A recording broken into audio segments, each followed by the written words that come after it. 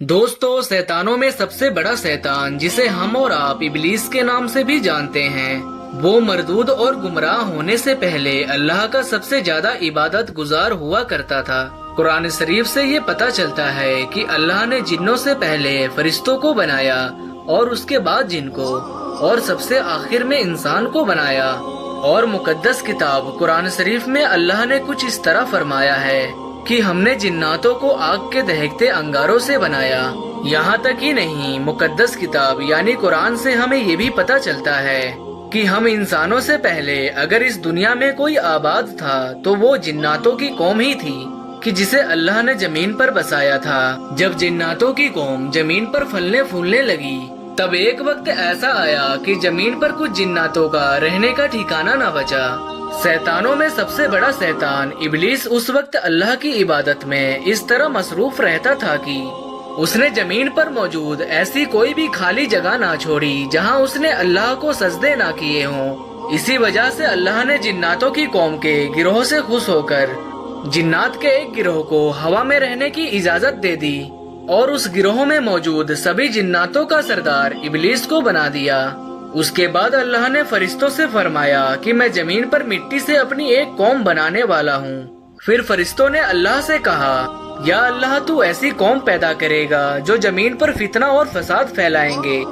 अल्लाह ने कहा, जो मैं जानता हूँ वो तुम नहीं जानते। फिर एक समय के बाद अल्लाह ने गीली मिट्टी से इस दुनिया के सबसे पहले इंसान यानी हम सब के बाप हजरत आदम अलैहिस्सलाम को बनाया।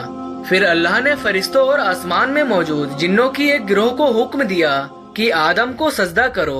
अल्लाह के कहने पर सभी फरिश्तों ने आदम अलैहिस्सलाम को सजदा किया, लेकिन इबलीस ने नहीं किया, जो कि अपनी कौम का सरदार होने के साथ साथ फरिश्तों के कौम का भी सरदार हुआ करता था।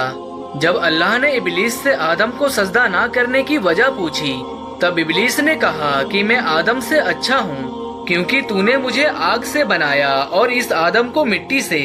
अल्लाह ने फरमाया, मेरा हुक्म है आदम को सजदा करो। मगर इबलीस अपनी घमंड और इबादत के गुमान पर अल्लाह के हुक्म को नहीं माना और हमेशा हमेशा के लिए मरदूद हो गया। फिर अल्लाह ने इबलीस की इबादत और रुतबे पर पानी फेर दिया और इबलीस को शैतान का दर्जा दे दिया।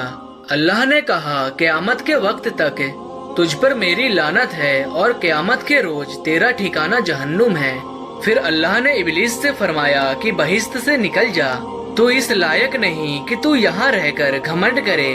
फिर इबलीस ने कहा, या अल्लाह, तेरा एक हुक्म ना मानने पर जिस आदम की वजह से तूने मुझसे मेरी इबादत और रुतबे को छीनकर शैतान करार दे दिया, आदम और आदम की औलादों को भी तेरा एक भी हुक्म मानने नहीं दूंगा।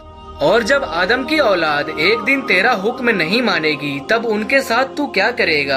अल्लाह ने फरमाया, क़यामत के रोज तुझे और जो तेरे पैरोकार होंगे उन्हें जहन्नुम से भर दूंगा। दोस्तों, अल्लाह ने इबलीस को मरदूद होने से पहले और भी 7 नामों से नवाजा था और अल्लाह ने उसे ये नाम हर आसमान पर उसके रुतबे के मुताबिक दिया था। और इस नाम पर आज के वक्त में हम और आप अपने बच्चों का नाम भी रखते हैं।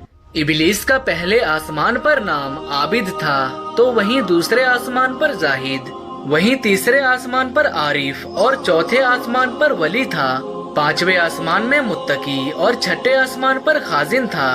वहीं सबसे आखिर यानी 7वें आसमान पर इसका नाम अज़ाज़ील हुआ करता था और साथ ही साथ लोहे महफूज में इसका नाम इबलीस लिखा हुआ था। मगर इसके बावजूद ये अपने अंजाम से गाफिल और खात्मे से बेखबर था।